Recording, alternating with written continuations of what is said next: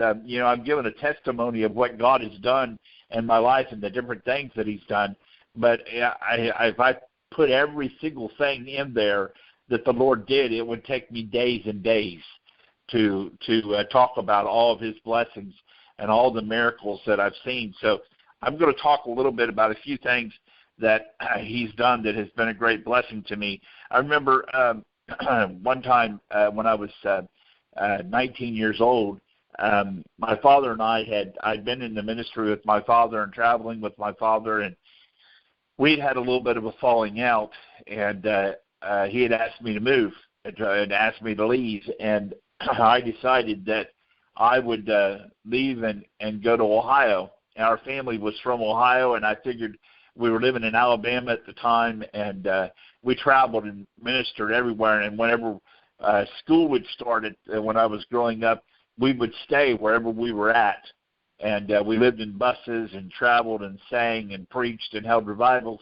But whenever school got ready to start, wherever we were at, we would stop right there, rent a house, and put the kids in school and go to school. Well, at this particular time, we were living in Alabama, and I had a disagreement with my father, and I decided I would go to Ohio, where I had family members on my mother's side who were ministers, who pastored churches and so on and so forth. And I figured, I'll go there and I'll minister. And I kind of looked at it as my first missionary journey. I would go and just minister. Well, I never asked God about that. I just got an old beat-up car that I owned and drove to Ohio, and I got here. And when I got here, nobody wanted me to minister. Nobody knew me that well. Nobody wanted to have anything to do with me. I couldn't even find a place to stay. And I came here with a car, and I ended up having to sell the car to live. And I remember I sold the car for $100, and I basically sold it so I could buy a bus ticket to my sister's house in North Carolina to get out of Ohio because I was starving to death. And so I couldn't even get a family member to drive me to the bus station. I had to get a minister that I knew to do that, and they took me down to the bus station. And when I got there, the bus station was closed, and I ended up having to the minister that brought me there got me a motel room, a cheap room, and I spent the night, got up the next morning and walked to the bus station, and I only had $90 left, and the bus ticket cost $89. And I bought the bus ticket, and when I come out of the dispatcher's office, I had $1 left. And I hadn't eaten in 3 days, and I was very hungry.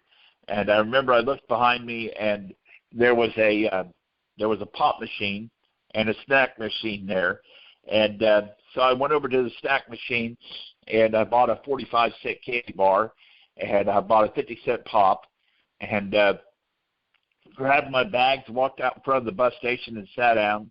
And I was sitting there on my bags, and I had a shoe shine kit with me that a relative had given to me. And when I was a child, when I was like 10 years old or 11 years old living in Tampa, Florida, I used to shine shoes at a barber shop. And so I was sitting there with that shoe shine kit, and I kept thinking, I wonder if I could find a barber shop somewhere where I could shine some shoes and make a little bit of money. And I had only a nickel left, and I thought, man, I shouldn't have bought that candy bar. I should have bought a hot dog somewhere. That would have been better. And but anyway, I was pretty hungry, and I was sitting there holding that shoe shine kit and thinking about what I should do. So I got up, took the bags into the dispatcher's office and asked him if he'd watch them till I got back. And I walked uptown into Portsmouth, Ohio, to find a barber shop. And I never really made it to a barber shop. I got to a bank, and I was sitting outside of the bank, and I was sitting on the shoe shine kit out beside the bank, and I started praying. And I said, Lord, I know that I'm a child of God, and Abraham's seed doesn't have to beg for bread, and I'm in need. And I said, so I'm going to take this last nickel that I have, and I'm going to flick it up in the air, Lord. And if you want me to go shine shoes, if it's heads, I'm going to shine shoes. If it's tails, I'm just going to go back to the bus station, and I'm going to wait on you. And I flicked that nickel up in the air, and I lost it in the sunlight. And as it went up, and I didn't see it come back down. I never heard it come back down. I hunted everywhere for that nickel. I never did find it. And I was angry because I thought, Lord, here I am. I need an answer from you. I need some wisdom. And I flicked this nickel up, and now I don't even have the nickel anymore. I said, that's even gone now. And then all of a sudden it was like the Holy Spirit spoke into my soul and said, of course I'm going to take care of you. You're a child of God.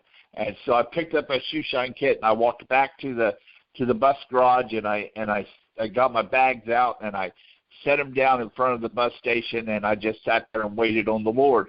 Well, I sat there maybe 5 minutes, and this little old man come walking up to me, and he said, the Lord told me to give this to you, and he handed me 3 $1 bills and a handful of change. Well, walking right behind him was a little old lady, and she said, God told me to give this to you, and she handed me $2 and a handful of change. And I was looking at that money in my hand, counting it with my eyes as quickly as I could, and I was up to $11 when I realized that I was so stunned I never even said thank you. And I looked, and that little old man and little old woman walked around the corner of the building, and I got up and I ran to the corner of the building and came around the edge of the building, and they were gone. And I could take you to that place today, and it was right. Portsmouth, Ohio is right on the Ohio River, and there's a 10 or 15 foot flood wall that runs all the way around the back of that building. And there's no way to get out there was only that one entrance, and there was only 2 cars in the driveway, and they were not in that car.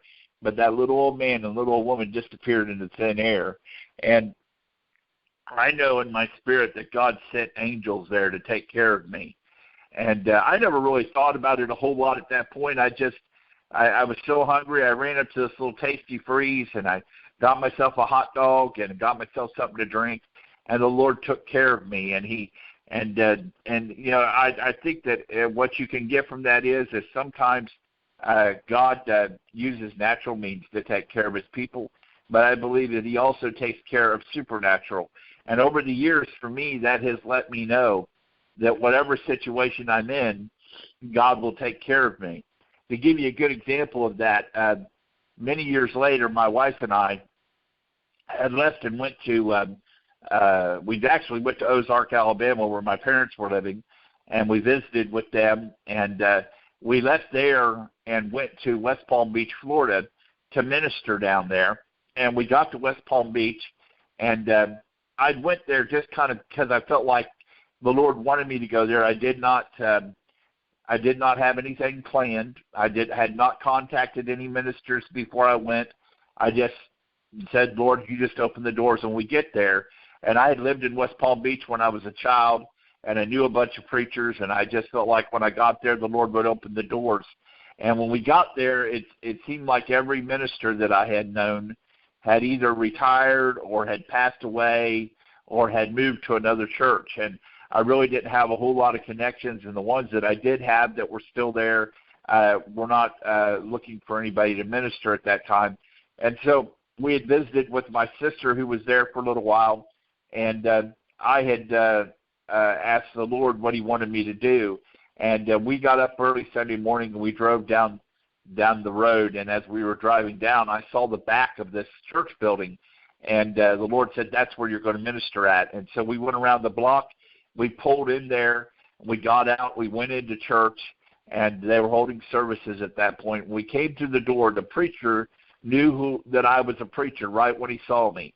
And he asked me if I would sing that morning, and we sang that morning. My daughter and I did.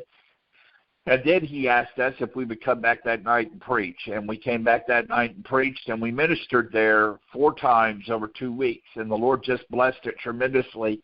And so the Lord knew what was going on even when I didn't. But what I really want to get to is when we got ready to leave West Palm Beach, we were low on cash. I mean, really, really low on cash. When you're on the road ministry, at that time, it took about $125 a day to travel and minister, because you had to have gas, you had to have a motel room, and you had to have food. And it came out usually to around $125. And at the end of that day, when we were leaving town, I just had to make it back to Ozark, Alabama, to my father's house, which was about 450 miles. And I felt like if I could make it back there, we would be all right. And as we left West Palm Beach, we only had about $45, and we were a good $75 short of what we needed, or $75 to $80 short. And I remember I told my wife, I said, honey, I said, we only have a third of what we need. I said, we were sitting at a light, and we were debating it. I said, we can get a motel room and then get up in the morning and just believe God, or we could buy gas and just drive all night and not eat and just not get a motel room, just drive right straight through, or we can eat and then just believe the Lord in the morning that He's going to take care of us. And as we were sitting there talking about that, a woman pulled up beside us, and a white Grand Cherokee, a Jeep Grand Cherokee, and she motioned for my wife to roll the window down. And as my wife rolled the window down, she throwed from her vehicle to our vehicle a handful of cash. And she said, God told me to give this to you. And then she sped off because the light changed. And when she threw that money through the window, it was everything that we needed to take care of every expense. And so here we were in Okeechobee, Florida. We didn't know nobody. We were just putting our faith in the Lord. We was out there doing the ministry and doing what God would have us to do. We did not know nobody in Okeechobee. And the Lord sent somebody to us to take care of us, just like He did sending ravens to Elijah. And so, I mean, he will take care of you. And if you will just have the faith to believe that God is going to move, He will meet you at your point of need. He will take care of you. I know that I'm speaking to somebody's spirit right now and letting them know that if you will just put your faith in the Lord and the ministry that God has given you to do, you've got to understand that it is not about you in the first place. The ministry is about God, and God will take care of you in that situation. He'll bring you through on the other end. All you got to do is step out on faith. I remember another time in ministry, I saw a great blessing when I was about 15 years old. I was in Fort Lauderdale, Florida, and my father had taught us very young. I guess I was probably 9 or 10 years old when my father taught me how to lead somebody to the Lord one-on-one. And over the years, that has been something that the Lord has used me with many countless times. I have ministered to somebody and led them to the Lord one-on-one. And we used to go, that was what our ministry was. We would go door to door and knock on doors and talk to people. When we weren't out singing during the day, that's what we were doing, was going door to door. And we were in West Palm Beach. It was actually, the name of the area was Pompano, and it's between West Palm and Fort Lauderdale. Or it might be between Fort Lauderdale and Miami. My memory may be getting away from me. But anyway, it was down around Fort Lauderdale, Florida, a place called Pompano. And I was going door-to-door ministering, and I was in this apartment complex. It had apartments that ran across the bottom, and then you would go upstairs, and it had apartments that ran across the top. And so I had went across the bottom and spoke to those people. And as I got to the next floor, I was coming back across. About midway in the middle of it, I knocked on this door, and this man answered the door, and he had a T-shirt on, blue jeans, and cowboy boots, and long hair, and he was standing there smoking a cigarette and drinking a beer.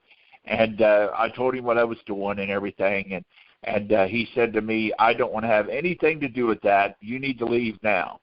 And there was a woman that was sitting on the floor behind him that was leaning against a couch. And she said to him, no, I want to talk to him. Don't you chase him away. I want to talk to him.